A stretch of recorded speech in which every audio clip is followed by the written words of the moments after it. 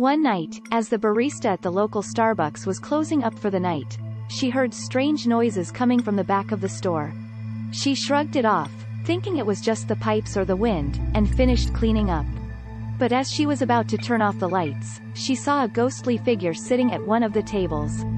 The ghost, who had long black hair and a translucent dress, seemed to be staring at the barista with a sad expression on her face. The barista was terrified, but somehow she found the courage to speak to the ghost. "Who are you?" she asked.